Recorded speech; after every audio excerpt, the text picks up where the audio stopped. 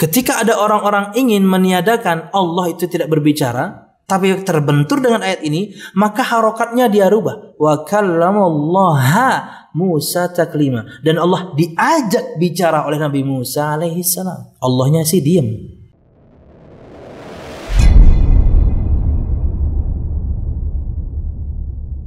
Bismillahirrahmanirrahim. Assalamualaikum warahmatullahi wabarakatuh.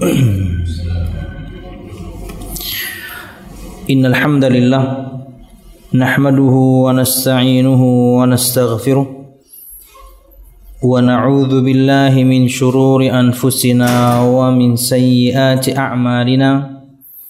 May yahdihillahu fala mudilla lahu wa man yudlil fala hadiya lahu. Ashhadu an la ilaha illallah wahdahu la syarika lah wa ashhadu anna Muhammadan abduhu wa rasuluh. Qala Allah Ta'ala fil Qur'anil Karim, a'udzu billahi minasy syaithanir rajim. Ya ayyuhalladzina amanu taqullaha haqqa tuqatih wa la tamutunna illa wa antum muslimun. Ya ayyuhan nasu taqu rabbakum alladzi khalaqakum min nafsin wahidah wa khalaqa minha zawjaha wa batha minhuma rijalan katsiran wa nisaa'a wattaqullaha alladzi tasaaluna bihi wal arham innallaha kana 'alaikum raqiba. Ya ayyuhalladzina amanu taqullaha wa qulu qawlan sadida yuslih lakum a'malakum wa yaghfir lakum dhunubakum wa man yuti'illaha wa rasulahu faqad faza fawzan 'azima. Fa inna asdaqal hadithi kitabullah wa khairal hadi hadi Muhammadin sallallahu alaihi wasallam wa syarrul umuri muhdatsatuha fa inna kulla muhdatsatin bid'ah wa kulla bid'atin dhalalah wa kulla dhalalatin finnar. Amma ba'd. Hadirin dan hadirat Bapak Ibu jamaah sekalian rahimakumullah. Alhamdulillah, segala puji dan syukur marilah kita haturkan kepada Allah Subhanahu wa ta'ala. Kemudian salawat serta salam semoga selalu tercurahkan kepada junjungan besar Nabi kita Muhammad sallallahu alaihi wasallam, juga beserta para sahabatnya, keluarganya, dan juga segenap kaum muslimin yang selalu istiqamah berpegang teguh dengan Islam sampai hari kiamat kelak. Hadirin dan hadirat Bapak Ibu jamaah sekalian rahimakumullah, melanjutkan pembahasan kita pada kitab Riyadhus Shalihin karangan Imam An-Nawawi, dan juga syarah masih kita baca dari keterangan Syekh Salim bin Eid Al-Hilali hafizahullahu ta'ala. Dan masuk pada hadis yang berikutnya dari bab yang kedua ini, yaitu bab taubat, yaitu hadis nomor 16, ada di halaman 49 untuk siapapun di antara pian yang membawa kitabnya. Dari Abu Hamzah Anas bin Malik Al-Ansari radhiyallahu anhu, pelayan Rasulullah sallallahu alaihi wasallam, beliau berkata, Rasulullah sallallahu alaihi wasallam bersabda, "Lallahu afrahu bi taubati 'abdihi min ahadikum saqata 'ala ba'irihi wa qad adallahu fi ardi falatin." Yang artinya adalah, sungguh Allah lebih bergembira dengan taubat seorang hambanya daripada kegembiraan seorang di antara kalian yang menemukan untanya setelah ia kehilangannya di padang pasir. Orang yang namanya kehilangan sesuatu itu ketika mendapatkannya pasti berbahagia. Dan ini contoh, ada seorang laki-laki menemukan untanya setelah untanya hilang di padang pasir, kemudian dia temukan, pastilah dia sangat bahagia. Nah, bahagianya Allah Subhanahu wa ta'ala akan taubat seorang hamba lebih daripada itu. Dan kita akan bahas tentang sifat bahagia ini, karena ini penting supaya tidak salah faham tentang sifat bahagia Allah Subhanahu wa ta'ala, supaya juga kemudian kita tidak samakan sifat Allah Subhanahu wa taala dengan sifat makhluknya. Nanti insyaallah pada keterangan Syekh yakni Salim Al-Hilali hafizallahu taala. Dalam satu riwayat Muslim disebutkan, "Lallahu ashaddu farahan bi taubati 'abdihi hina yatubu ilaihi min ahadikum kana 'ala rahilatihi bi ardi falatin fanfalatat minhu wa 'alayha ta'amuhu wa sharabuhu فأيس منها فأتى شجرة فاضطجع في ظلها وقد أيس من راحلته فبينما هو كذلك إذ هو بها قائمة عنده فأخذ بخصامها ثم قال من شدة الفرح اللهم أنت عبدي وأنا ربك أخطأ من شدة الفرح." Yang artinya adalah sungguh Allah lebih berbahagia dengan taubat seorang hambanya ketika dia bertobat kepada Allah Subhanahu wa taala daripada apa? Daripada kegembiraan salah seorang dari kalian yang mengendarai untaknya di padang pasir lalu untaknya kabur meninggalkannya padahal makanan dan minumannya ada di atas unta itu. Maka dia berputus asa untuk bisa menemukan kembali untanya. Lalu dia mendatangi sebuah pohon dan berbaring di bawah naungannya. Dia sungguh telah berputus asa terhadap untanya. Tatkala dalam keadaan seperti itu, tiba-tiba dia mendapatkan untanya berdiri di hadapannya. Maka dia memegang tali kendalinya. Kemudian dia berkata karena sangat gembiranya, "Ya Allah, Engkau adalah hambaku dan aku adalah Tuhanmu." Dia salah ucap karena terlalu bergembira. Jadi Allah Subhanahu wa taala lebih bergembira dibandingkan hamba Allah yang seperti ini kasusnya sampai salah ngomong saking gembiranya. Kehilangan untanya bawa makanan dan perbekalan, putus asa dia untuk mencarinya. Kemudian ketika dia bernaung di bawah pohon, tak tahu untanya datang. Girang sekali orang ini hingga kemudian sampai salah bicara, "Ya Allah, aku Tuhanmu, Engkau hambaku." Nah, jamaah sekalian rahimakumullah, Allah lebih berbahagia dibandingkan hamba yang seperti ini yang begitu bahagia ketika kembali kepadanya untanya dan perbekalannya. Nah, jamaah sekalian rahimakumullah, berikut beberapa faedah yang disampaikan oleh Syekh Salim bin Id Al-Hilali hafizallahu taala. Kata beliau, fiqhul hadis, pemahaman fikih untuk hadis ini. Kata beliau, isbatu sifatil farhi lillah. Dalam hadis ini kita menetapkan adanya sifat bahagia untuk Allah Subhanahu wa taala. Jamaah, pahami bahwasanya Allah Subhanahu wa taala memiliki nama-nama dan sifat-sifat yang mulia, yang tinggi. Sifat kesempurnaan dan tidak ada sifat kurang, apalagi sifat aib. Para ulama menyebutkan begitu banyak kaidah untuk kita untuk memahami nama-nama dan sifat Allah Subhanahu wa taala. Berikut di antaranya secara singkat ulun sampaikan bagaimana cara kita memahami tauhid asma dan sifat Allah Subhanahu wa taala. 1. Ahlus sunnah wal jamaah berkaitan dengan asma dan sifat Allah Subhanahu wa taala minimal punya 3 kaidah. Padahal banyak. Asma saja itu bisa 4. Sifat juga ada 4. Total kemudian ada tambahan 2, ada 10 sebenarnya. Tapi saya ingin fokuskan pada 3 saja dulu. Bagaimana kita mengesahkan Allah Subhanahu wa taala dalam asma dan sifatnya?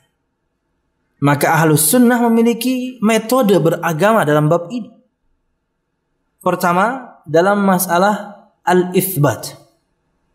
Bagaimana Ahlus Sunnah wal Jamaah menetapkan nama-nama dan sifat Allah Subhanahu wa taala? Maka Ahlus Sunnah wal Jamaah menetapkan nama-nama dan sifat-sifat Allah Subhanahu wa taala sebagaimana yang telah Allah Subhanahu wa taala dan Rasulnya tetapkan dalam Al-Quran. Jadi Ahlus Sunnah menetapkan asma dan sifat Allah Subhanahu wa taala sebagaimana Allah Subhanahu wa taala menetapkan untuk dirinya dalam Al-Quran atau Nabi Muhammad sallallahu alaihi wasallam dalam sabdanya. Jadi kita tetapkan Allah punya nama dan sifat. Subkaidahnya, setiap nama mengandung sifat dan tidak setiap sifat berarti itu adalah nama Allah. Jadi kalau misalnya kita sekarang sedang pelajari sifat bahagia, enggak mesti kemudian Allah punya nama yang maha berbahagia, enggak. Nama mengandung sifat, sifat bukan berarti kemudian menjadi nama Allah Subhanahu wa taala. Nah, ini kaidah pertama. Ahlus Sunnah menetapkan nama-nama dan sifat-sifat Allah Subhanahu wa taala sebagaimana Allah tetapkan nama dan sifatnya dalam Al-Qur'an, juga Nabi Muhammad sallallahu alaihi wasallam dalam Al-Hadis. Tanpa empat hal. Min ghairi tahrifin wala ta'tilin wala tamthilin wala tashbih wala takyif. Kita menetapkan nama dan sifat Allah baik itu dalam firman atau sabda itu tanpa tamthil, menyerupakan sifat Allah dengan sifat makhluknya, tanpa takyif, bertanya bagaimananya. Karena kalau Anda bertanya bagaimananya sifat Allah, Anda bertanya tentang Allahnya.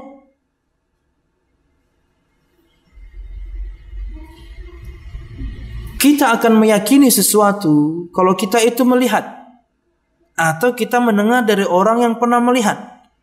Dan untuk asma dan sifat Allah atau bahkan Allahnya, dua jalur ini nggak ada. Tidak ada yang pernah melihat dan tidak pernah ada yang mendengar dari yang pernah melihat. Lawang nggak ada yang pernah melihat. Nabi Muhammad pun, Nabi Musa pun tidak face to face.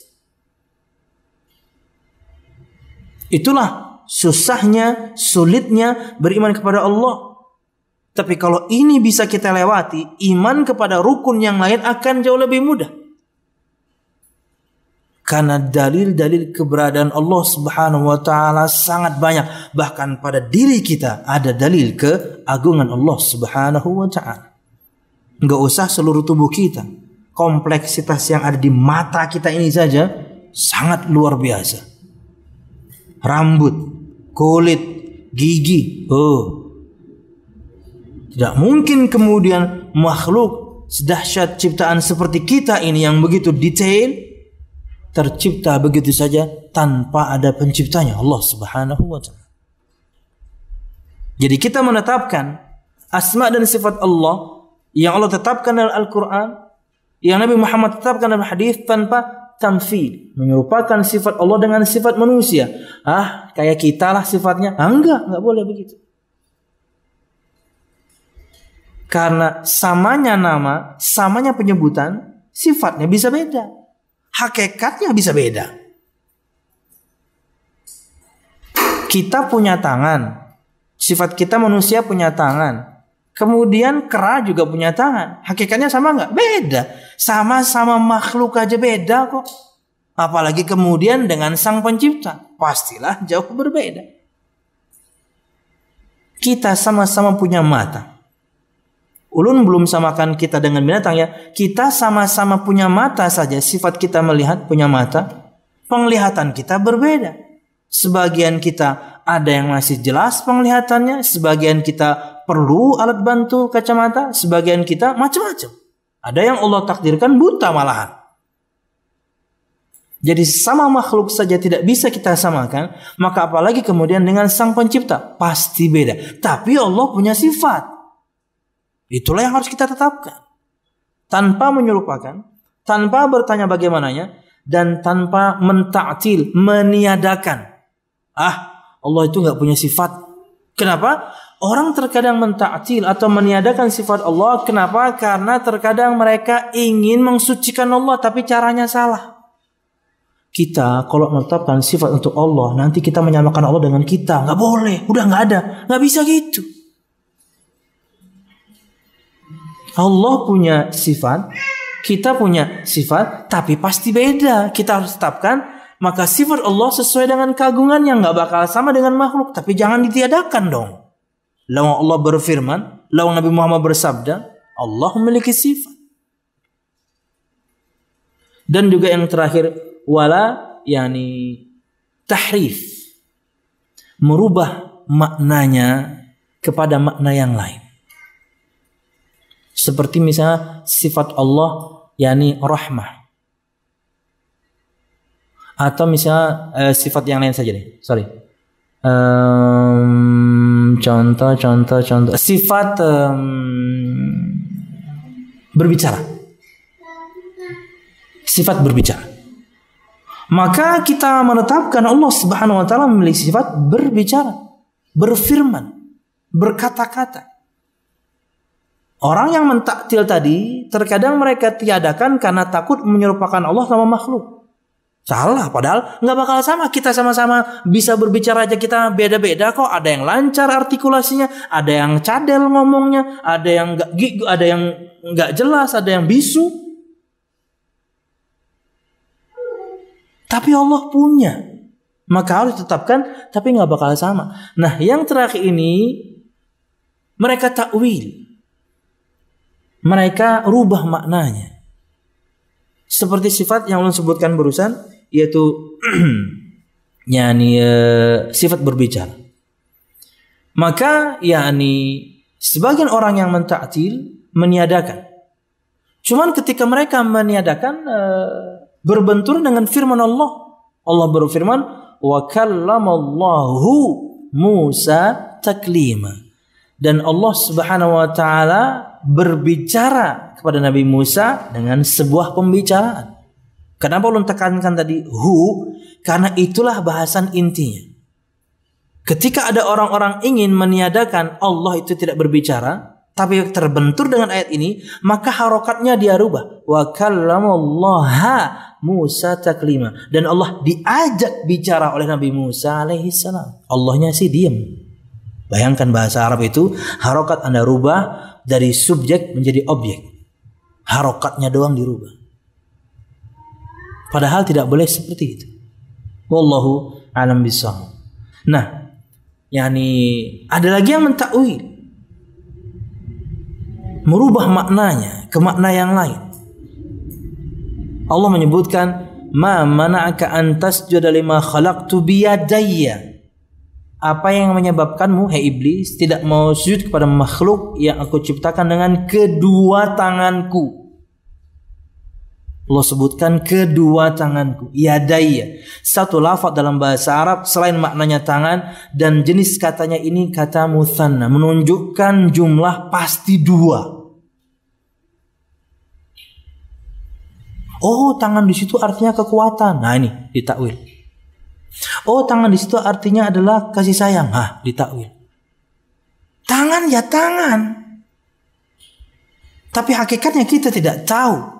Tapi Allah memilikinya, cuman yang sesuai dengan keagungan Allah. Itulah di antara keistimewaan Nabi Adam diciptakan langsung dengan kedua tangannya. Kalau tidak, iblis pun bisa mengatakan, apa bedanya saya dengan dia, hai Allah? Saya pun engkau ciptakan sama dengan kedua tangan. Tapi enggak. Itu keutamaan Nabi Adam.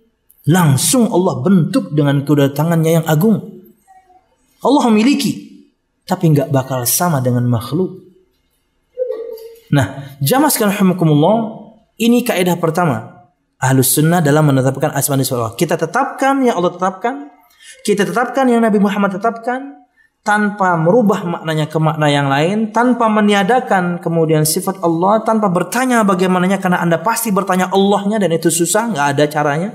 Dan yang terakhir, tanpa menyerupakan sifat Allah dengan sifat makhluknya. Dua. Dalam hal an-nafyu atau peniadaan, maka Ahlus Sunnah menafikan atau meniadakan sifat yang Allah Subhanahu wa taala nafikan dalam firman-Nya, atau Nabi Muhammad SAW nafikan dalam sabdanya, dengan menetapkan sifat yang sebaliknya. Dengan contoh lebih mudah, Allah menafikan sifat zalim dari dirinya dalam firman-Nya, wa ma rabbuka bidzallamin lil abid, dan tidaklah Tuhanmu Allah Subhanahu wa taala berbuat zalim kepada hambanya. Allah menafikan kezaliman. Bahkan di hadits qudsi juga, inni haramtu dzulma ala nafsi, aku mengharamkan kezaliman dari diriku. Allah nafikan sifat zalim. Maka kaidah tadi kita sebutkan, maka kita dalam menafikan sifat Allah, kita nafikan sifat Allah yang Allah nafikan untuk dirinya dalam firman atau Nabi Muhammad dalam sabda, dengan menetapkan sifat yang sebaliknya, kebalikan dari kezaliman, keadilan. Itulah yang kita tetapkan. Ini cara Ahlus Sunnah.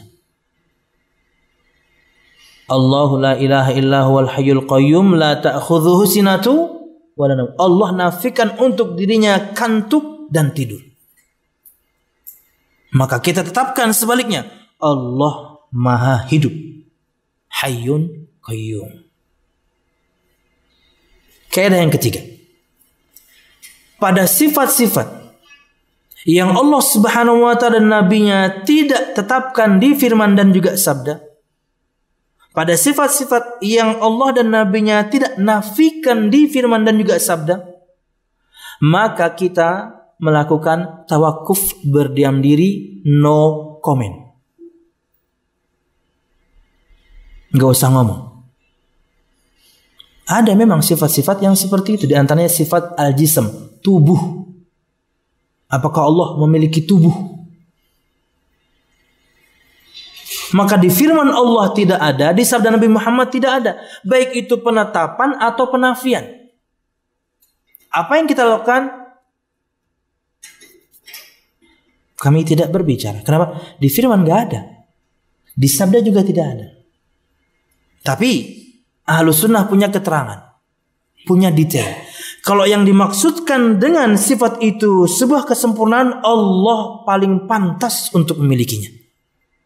Tapi kalau dimaksudkan dengan sifat itu adalah sebuah kekurangan dan aib dan kelemahan, Allah sangat jauh dari kelemahan, aib dan juga kekurangan. Inilah 3 minimal pondasi memahami tauhid asma dan sifat. Masuk pada pembahasan. Kata Syekh Salim bin Id al-Hilali, itsbatu sifatil farhi lillah. Dalam hadis ini kita menetapkan sifat bahagia untuk Allah Subhanahu wa taala. Allah berbahagia. Allah tertawa juga disebutkan di hadis. Tapi apakah sama dengan bahagia manusia? Enggak bakal sama. Samakah kemudian bahagia dengan manusia ketika wajahnya sumringah, kemudian misalnya memerah atau girang gitu? Enggak bakal sama. Tapi kita tetapkan Allah memiliki sifat bahagia.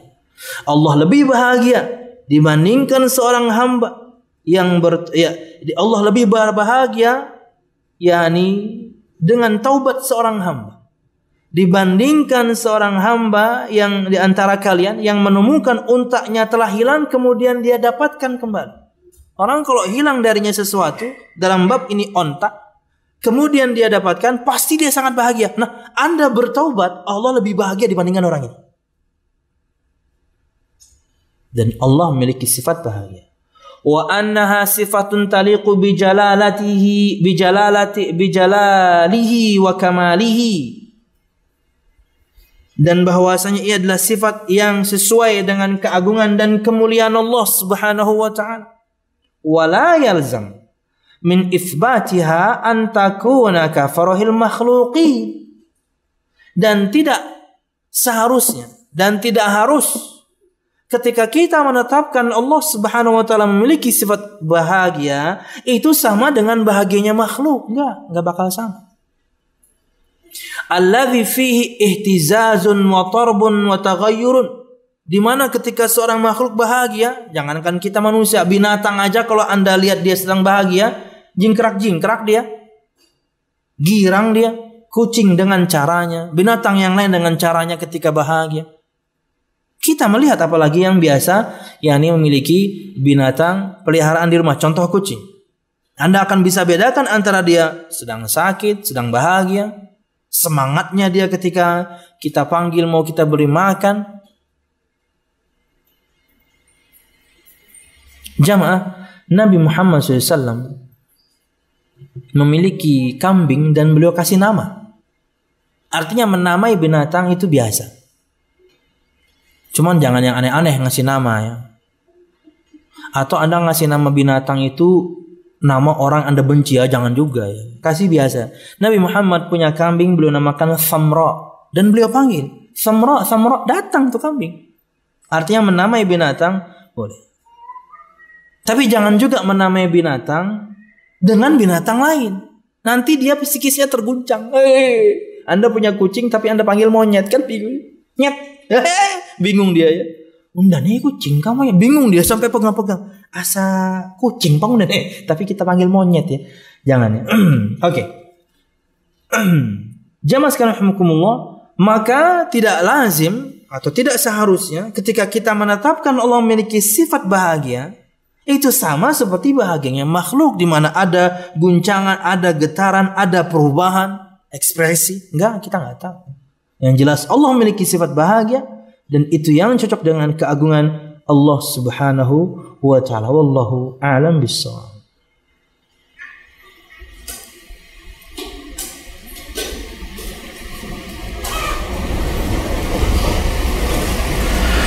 Wa alaihi fa inna lillahi farahan yaliku bi jalalihi wa kamalihi kama anna lil makhluqi farahan yaliku bi ajzihi wa iftiqarihi.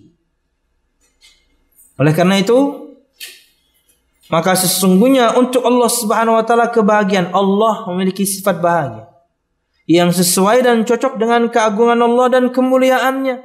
Sebagaimana manusia juga memiliki sifat bahagia tapi dengan kelemahannya dan yakni selalu membutuhkannya dia kepada Allah. Artinya makhluk bahagia tapi kita makhluk yang lemah. Allah memiliki sifat bahagia tapi Allah adalah zat yang sempurna. Wa nahnu nu'minu bi sifatillahi al-waridati fi kitabihi wa sunnati rasulih as-sahihah wa la nata'adda al-Qur'an wal hadith.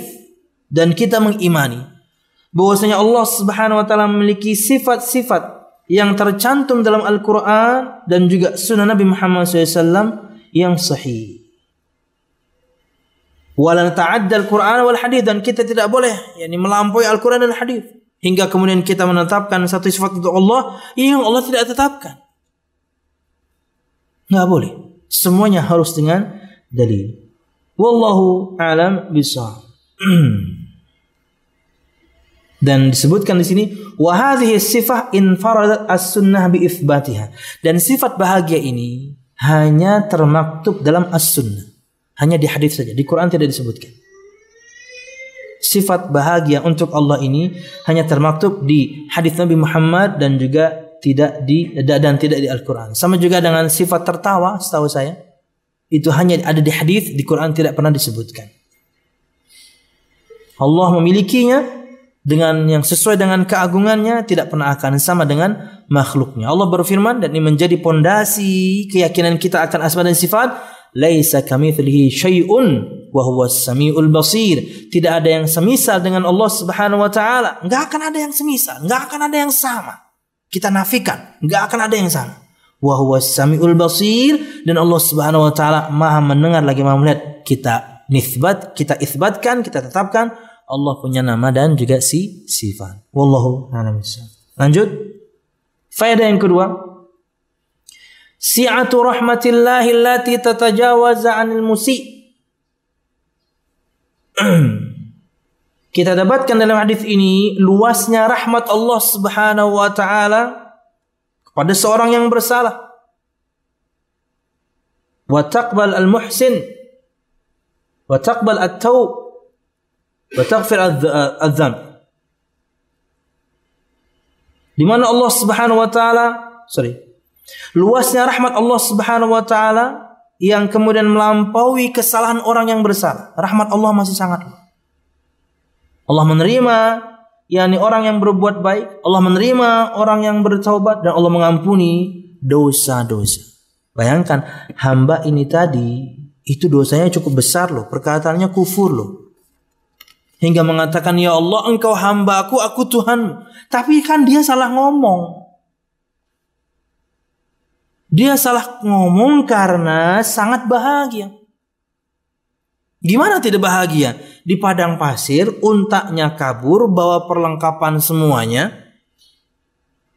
Ketika dia putus asa dan bernaung di bawah pohon, tak taunya kemudian untanya datang kembali. Sangat bahagia dia. Hingga salah ngomong, ya Allah, engkau Tuhanku. Engkau hambaku, aku Tuhan. Salah ngomong karena saking bahagia. Padahal ingin mengatakan, ya Allah, engkau lah Tuhanku, aku hambamu. Ketika seorang putus asa, Allah kemudian berikan kepadanya ini kebahagiaan. Nah ini rahmat Allah sangat luas. Karena orang tadi tentunya melakukan kesalahan karena tidak sengaja. Kata Nabi Muhammad SAW, Inna Allah tajawaza li an ummati al-khata' wan nisyan wa mastukrihu alaih. Sesungguhnya Allah mengampuni umatku jika umatku melakukan al-khata' kesalahan, wan nisyan lupa, dan wa mastukrihu alaih sesuatu yang dipaksakan atasnya. Artinya dia melakukan sesuatu karena terpaksa. Itu diampuni, dimaafkan. Itulah Allah Subhanahu wa ta'ala. Wallahu a'lam bishawab. Adamul mu'akhadhati fil khata' ghairul mu'tamid mithlu hadha fi hali dahsyatihi wa dhuhuli. Kita dapatkan juga faedah dari dua hadis yang kita baca tadi bahwasanya tidak dijadikannya dosa ketika seorang melakukan kesalahan dan tidak sengaja. Walaupun ini hukum Allah ya. Walaupun tentunya ketika kasus di dunia seorang membunuh orang lain tapi secara tidak sengaja, tetap ada hukum yang berlaku. Betul Anda tidak sengaja, tapi kan ada orang mati karena kamu.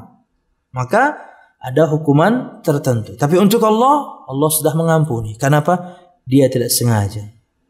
Ada terkadang kan orang atau ABRI gitu ya, itu ABRI bahasa lama ya, TNI gitu ya. Mereka latihan nembak, totonya peluru bisa nyasar. Mereka latihan nembak tapi peluru bisa nyasar, kena orang, kena petani, mati. Urusan dia dengan manusia ada dong, mati, ada orang mati, selesaikan. Tapi sama Allah sudah selesai karena dia tidak sengaja. Wallahu a'lam bishawab. Kemudian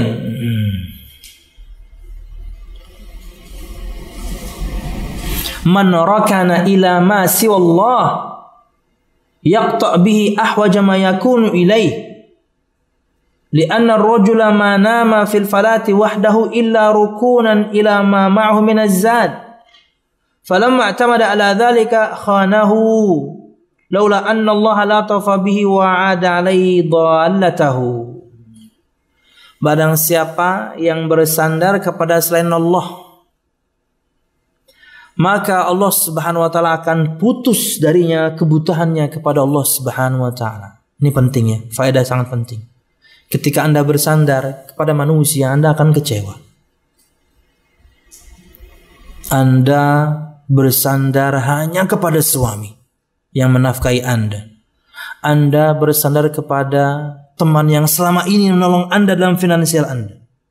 Tergantung Anda dengan dia. Oh, orang kalau sudah seperti ini, yaqta bihi ahwaj ma yakun ilaih. Allah akan putus kebutuhannya dengan Allah.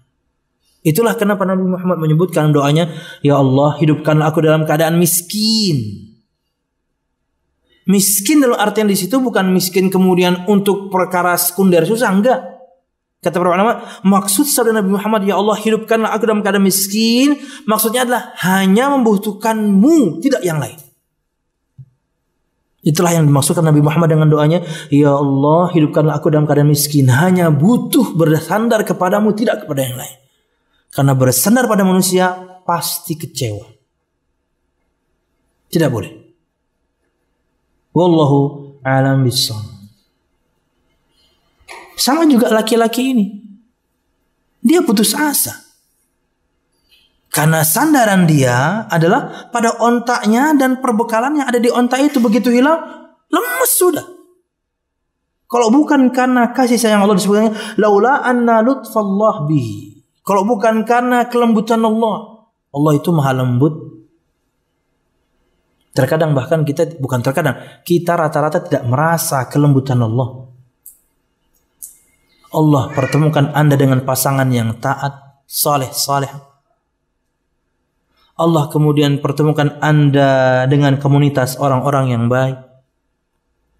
Anda cari alamat sana sini, pengen bikin rumah, kemudian totonya dapat aja tempat baik. Anda nggak tahu itu. Allah yang arahkan semuanya. Anda kira semuanya kemauan Anda? Enggak. Allah Al-Latif, Maha lembut.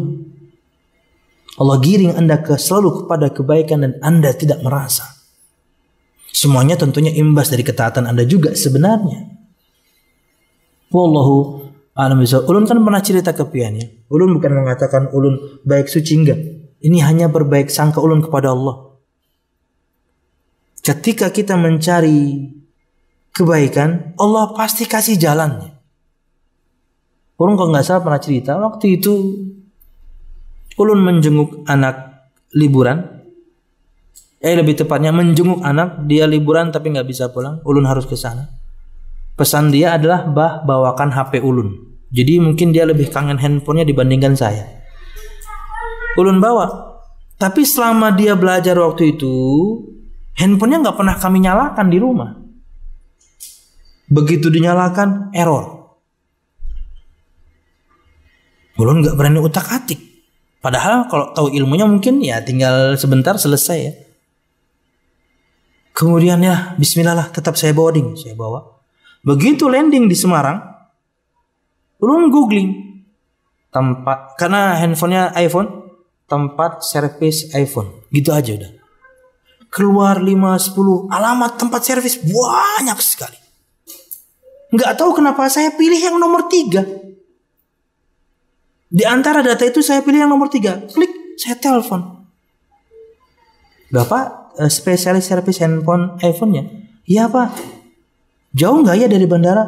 Oh cukup, lumayan sih Pak. Tapi Bapak naik Grab aja, nanti saya kasih maps-nya, gampang Pak. Dari cara dia menerima telepon saja, hati saya kok tenang ya. Ini kok kayaknya orang baik ya. Tapi siapa yang mengarahkan jempol saya kok langsung ke nomor 3 itu? Kenapa nggak nomor 1? Langsung ke situ. Sampai ke sana, kemudian, Pak, toko saya lagi dirahab, kita servis di rumah ya. Saya ikut Grab Bapak. Habis itu, Mas Grab, kita ke rumah. Ke rumah dia punya servis di rumah. Kerusakan itu, ulun cek. Harusnya kalau misalnya lewat resmi, ke iService misalnya, itu minimal 750.000. Bisa beli handphone Nokia 3310 3 biji yang sekarang remake. Begitu selesai, berapa Mas? 100.000 aja Pak. Waduh, ya Allah tenangnya saya. Saya begitu bayar 100.000, itu kan paman Grab tahu. Jadi kan paman Grabnya juga masuk ke rumah, tempat servisnya di rumah, di ruangan dia penuh dengan, dia ada caster rupanya, dia ngumpulin mobil-mobilan kecil. Tapi sejak zaman tahun 80-70-an, luar biasa. Sebiji sudah harga 3, ada yang nawar sampai 10 juta. Mobil-mobilan itu. Ngobrol-ngobrol, tau-taunya paman Grabnya, sudahlah. Saya nggak mau cerita diecaster. Yang jelas kemudian begitu selesai, saya diantar ke pesantren. Di jalan, supirnya nanya, Pak, tadi servis iPhone-nya? Iya. Kerusakannya apa? Saya terangkan. Berapa tadi bayarnya? 100.000. Itu harusnya 750.000 Pak. Bapak untung banget katanya. Karena dia juga pengguna iPhone. Iya. Saya dapatkan orang yang baik, dikasih diskon pula. Dia tahu saya, Bapak mau kemana tujuannya? Saya nih Mas, pengen ke pesantren Al-Irsyad. Saya bawakan handphone anak saya dalam keadaan rusak. Mungkin bisa jadi itu yang buat dia kasihan sama saya. Karena muka saya nggak kasihan amat ya. Wallah alam bisa. Atau muka saya cukup memelas ya. Allah Maha lembut jemaah. Saya makin yakin akan keberadaannya. Dipertemukan selalu dengan orang-orang yang baik. Ini kan orang baru kenal saya. Akhirnya temenan, chit-chat saya sama orang tersebut. Subhanallah, baik sekali. Dan terkadang jamaah, kita tuh kalau ketemu sama orang, ini kadang ya, mungkin kalian juga mengalami, begitu ketemu sama orang, salaman aja, Anda tahu ini orang baik nih. Ruhnya tuh kayak auranya, bukan aurat ya, auranya tuh ini orang baik. Anda tahu. Dan mudah-mudahan juga ruh kita baik karena bertemunya dengan orang yang baik. Wallahu a'lam. Lanjut. Al-istislamu li amrillahi khairun wa barakah li'anna hadzal 'abd lamma ayisa min wujdani rahilatihi istaslama famanallahu alaihi bi raddi dhallatihi. Berserah diri kepada Allah itu adalah perkara yang baik dan berkah. Karena hamba ini disebutkan ketika dia berputus asa untuk menemukan tunggangannya, akhirnya dia berserah diri kepada Allah Subhanahu wa taala. Sudahlah, ini sudah Allah tentukan, sudah Allah takdirkan. Akhirnya Allah malah kembalikan kepadanya tunggangannya. Makanya jamaah sekalian rahimakumullah, ulun ingin cerita lagi sedikit berkaitan dengan berserah diri. Dulu tahun 2005 kalau nggak salah, pertama kali ulun khutbah Id itu setelah lulus 2004, ulun pulang di awal 2005. Itu ulun dapat khutbah Id di Masjid Al-Ummah, Masjid Muhammadiyah Al-Ummah. Dan waktu itu NU dan Muhammadiyah tidak berbeda. Idnya sama-sama 2005. Oke. Nah, ketika sholat Id selesai, seperti biasa pulang ke rumah, tak taunya ulun waktu itu masih sama mertua. Mertua di antara korban begitu banyak rumah waktu itu di Banjarmasin yang kemalingan. Jadi memang bersatunya NU dan Muhammadiyah diharapkan oleh para maling sebenarnya. Karena ketika semuanya sholat sama-sama, semua komplek kosong. Jadi ada hikmahnya juga perbedaan tuh lah. Hari ini NU, besok Muhammadiyah. Jadi maling tuh kita mencuntan besok dia aja. Yang ada kawa buat Muhammadiyah besok ada di rumahnya. Jadi gitu. Ada hikmahnya juga rupanya. Jadi waktu itu banyak rumah pokoknya. Dan di banyak tempat. Pokoknya mereka kayaknya betul-betul merencanakan secara matang ya. Orang rapat, sidang itsbat masuk awal Ramadan, masuk awal itu gitu ya. Mereka sidang juga. Ini siapa yang kita cuntan nih ya. Jadi waktu itu korbannya banyak. Ulun di Dahlia, di Cempaka rupanya juga ada disebutkan. Di Gatot beberapa, di Gatot juga ada. Nah, selesai. Di saat yang seperti itu, datang anggota keluarga. Ulun mengionya Acil. Dan menawarkan layanan orang pintar. Siapa nih? Kita datangi kah Fulan? Nyaman tahu siapa pelakunya? Oh, saya langsung sadar itu. Alhamdulillah saya langsung sadar. Memang mertua ulun hilangnya banyak. Karena waktu itu ada tabungan dipersiapkan untuk beli mobil habis lebaran. Ulun juga punya, hasil ulun kerja juga, belum ulun stop. Semuanya raib.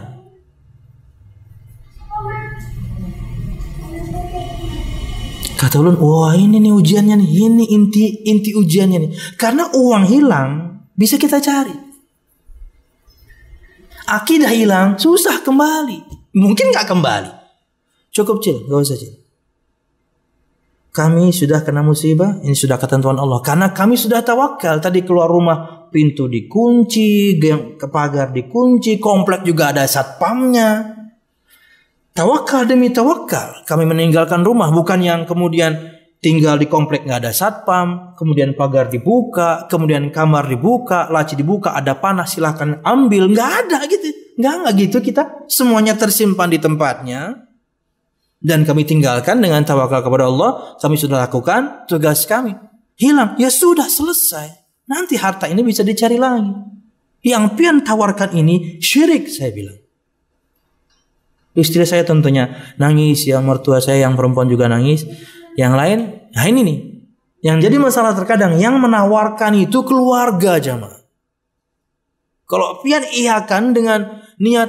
Supaya tahu orangnya siapa garangnya. Memang mungkin Anda nanti tahu orangnya. Tapi kala itu Anda sudah mempercaya perkataan dukun atau paranormal.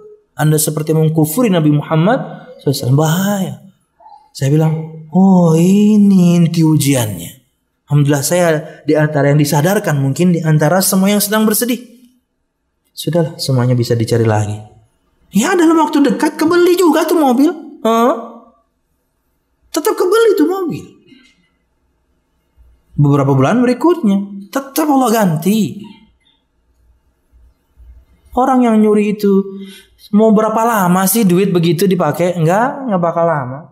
Dijadikan modal usaha enggak bakal sukses, duit haram kok.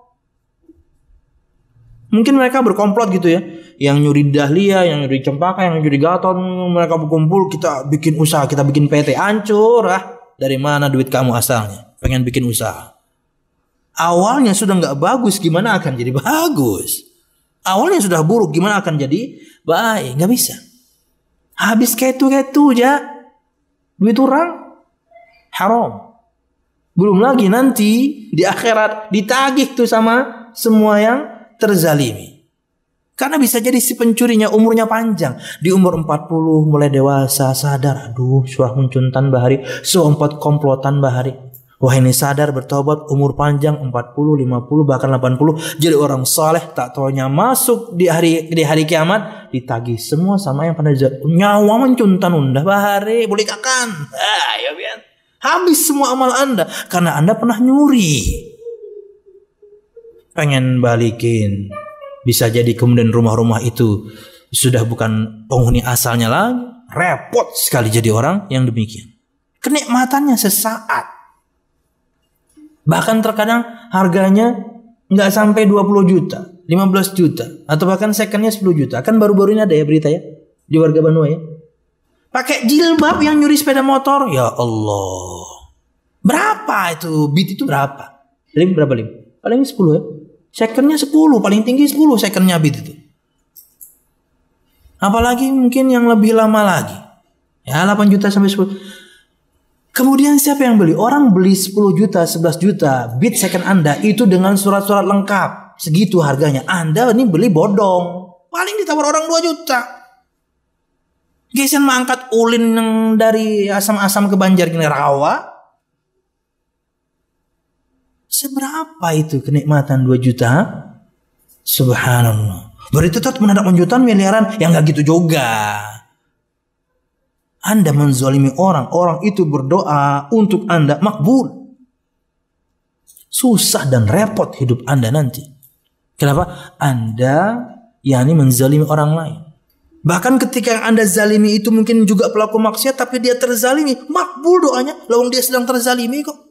Bisa jadi pelakunya yang punya sepeda motor, orangnya bukan orang taat-taat amat, tapi kan kejadiannya itu di masjid musola. Sepeda motor orang sholat itu. Kebinian pelakunya Pak, ya Allah. Belum mengira bisa saja laki-laki kemudian soal pakai jilbab. Karena teman-teman enggak, gerak-geriknya juga perempuan itu. Tapi kan mungkin sudah latihan ya. Banyak nonton film James Bond. Allah. Allah. Seberapa nikmatnya? 2 juta limlah membawa ke kawanan ber-10, makan di Emirat habis 2 juta. Nah, makan aja tuh.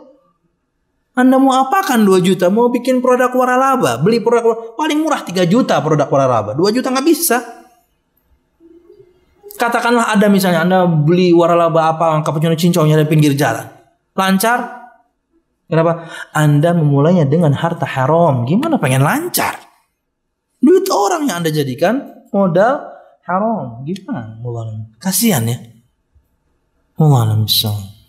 Jadi bersandarlah kepada Allah Subhanahu wa taala, niscaya Allah tidak pernah akan mengecewakan kita. Oke.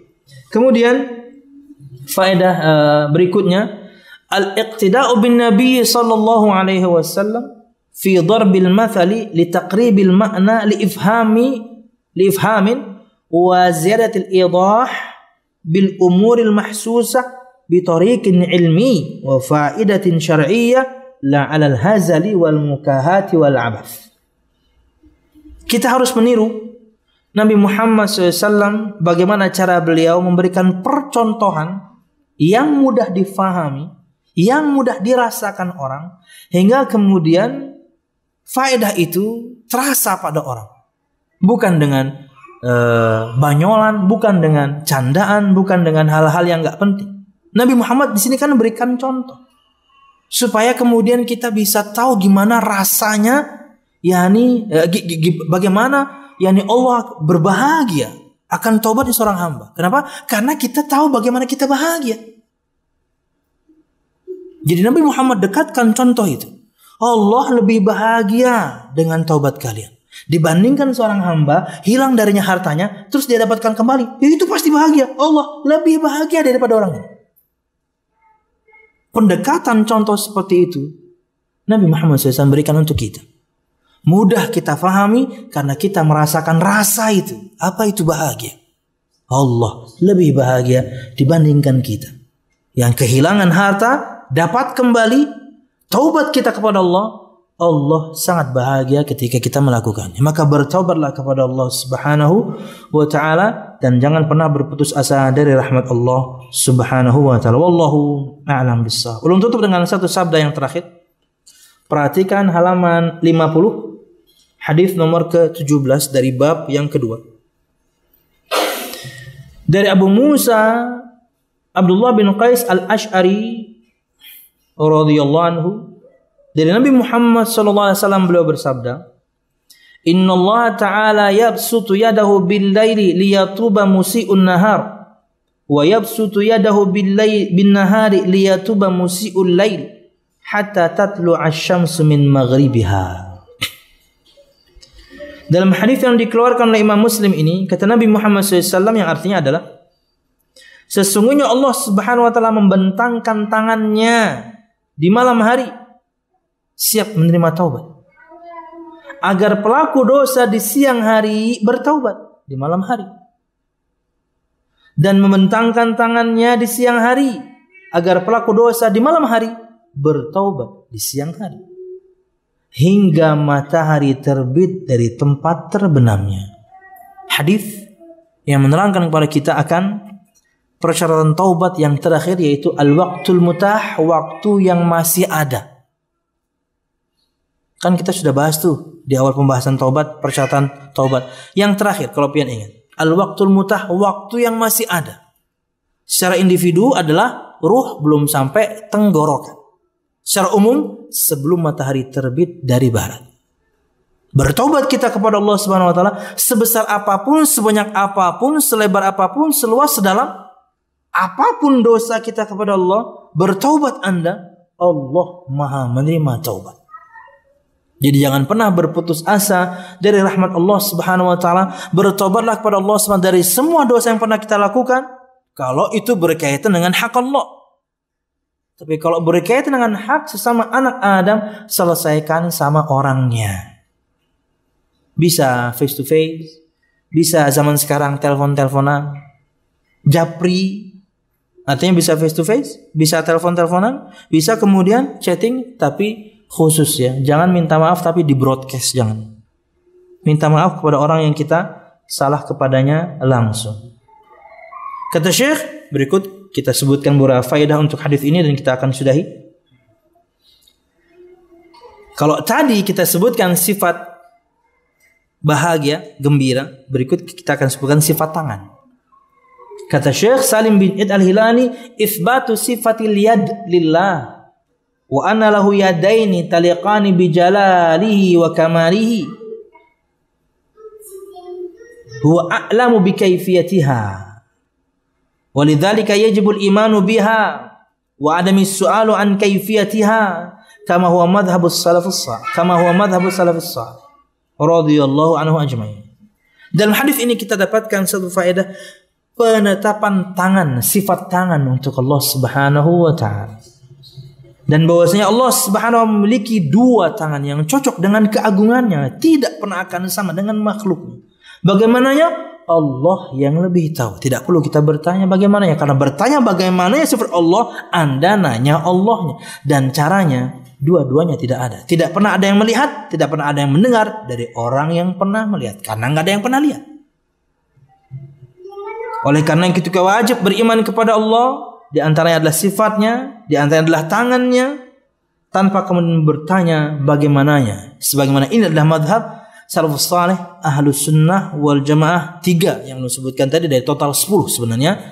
Kaidah memahami asma dan sifat Allah Subhanahu wa taala. Wallahu a'lam bishawab. Faedah yang kedua atau fikih hadis yang kedua dari hadis ini adalah rahmatullahi wasi'at kulla syai'. Rahmat Allah meliputi segala sesuatu.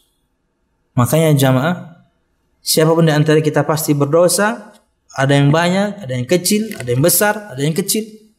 Maka bertobatlah kepada Allah Subhanahu wa taala kalau itu berkaitan dengan hak Allah. Kewajibannya pernah kita tinggalkan, sekarang lakukan. Larangannya pernah kita terobos, sekarang tinggalkan. Yang terakhir, wa min syuruti qabuli taubah an takuna fi halati tamakkun Wa huwa huna ma lam tatlu'i syamsu min maghribiha alladhi huwa min alamati sa'atil kubra. Di antara persyaratan diterimanya taubat seseorang adalah kondisi yang memungkinkan dia diterima taubat. Dalam hal ini yang dimaksudkan di hadisnya adalah selama matahari belum terbit dari barat. Di mana itu salah satu di antara tanda-tanda hari kiamat yang besar. Wallahu a'lam bishawab. Ini yang bisa saya sampaikan jemaah. Mudah-mudahan bermanfaat. Salah dan khilaf ulumul maaf. Mudah-mudahan kajian kita diberkahi Allah Subhanahu wa taala. Amin ya rabbal alamin. Hampir saja kami tadi pulang ya, karena sampai jam 9 tidak ada yang datang ya. Jadi semua teman-teman sudah packing gitu, kamera sudah dirapikan. Begitu mau keluar, tung, datang bertiga. Udah kita kajian. Apa? Karena banyak bukan tujuan. Yang penting pian faham. Jangan sampai sudah sedikit kada paham pulang ngomong. Dan bermanfaat jamaah.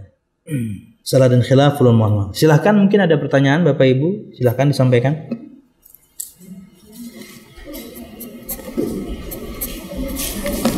Ya.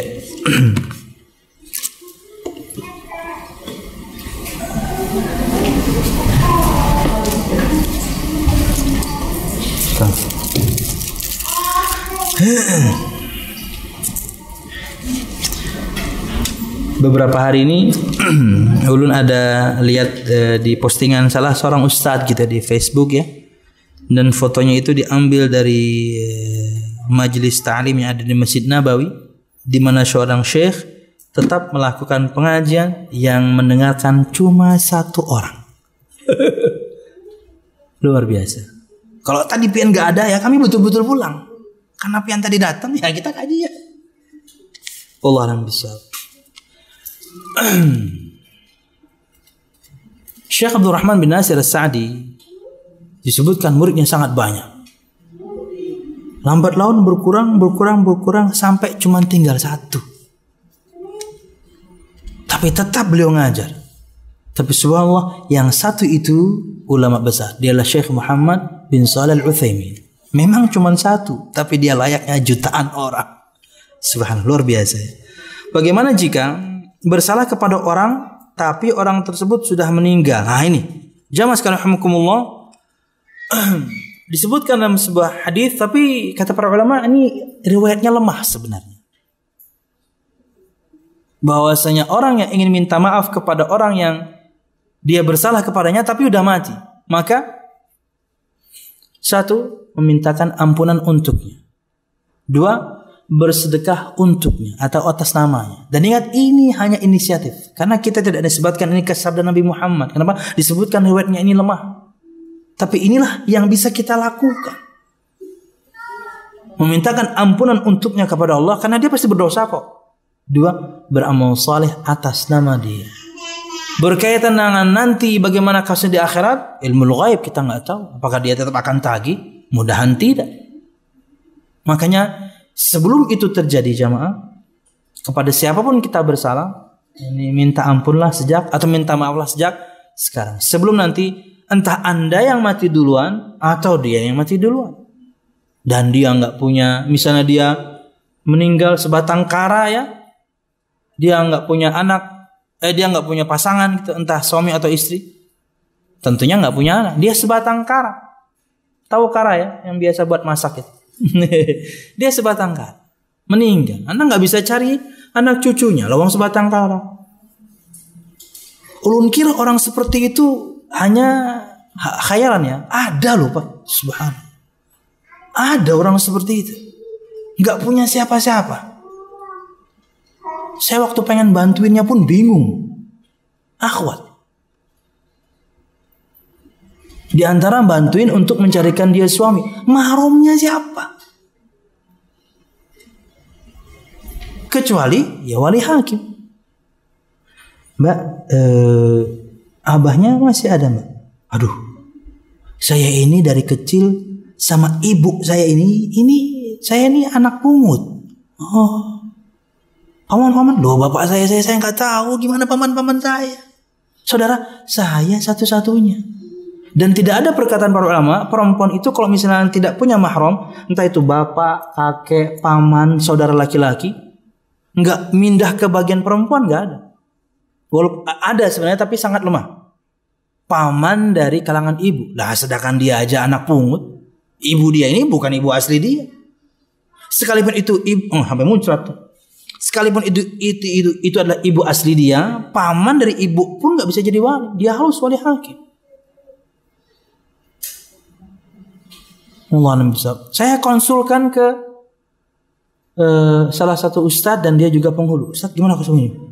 Ada ya tat ya begini. Iya ini kasusnya nih. Ada orang sebatang kara. Mudah-mudahan sudah mendapatkan pasangan. Karena saya minta bantu ustadz itu yang memberikan solusi untuk dia. Dia di umur yang sudah layak untuk menikah. Bahkan sudah kepala 3 sebenarnya. Wallahu a'lam bishawab. Jadi ada ya. Jadi bukan cuman cerita belaka ya. Ada orang yang memang sebatang kara. Tapi subhanallah yani dia tidak salah jalan. Saya katakan alhamdulillah insyaallah tidak salah jalan. Bukan kemudian jadi orang yang benar, enggak. Dia ngaji. Dia ambil jalan kebenaran. Cuman ya untuk kasus pernikahan rada repot karena dia harus menggunakan jasa atau wali hakim yang yani menjadi wali. Yani al-hakimu waliyun liman la waliya lahu. Ini hakim atau orang penghulu, orang KUA untuk kita itu adalah wali untuk orang yang tidak punya wali. Wallahu a'lam bishawab. Ada yang di antara pian mau menikahi? Hubungi saya. Wallahu a'lam bishawab. Ini yang bisa saya sampaikan dan bermanfaat. Salah dan khilaf mohon maaf. Kita tutup dengan doa kafaratul majlis. Subhanakallahumma bihamdika asyhadu an la ilaha illa anta astaghfiruka wa atubu ilaik. Wassalamualaikum warahmatullahi wabarakatuh.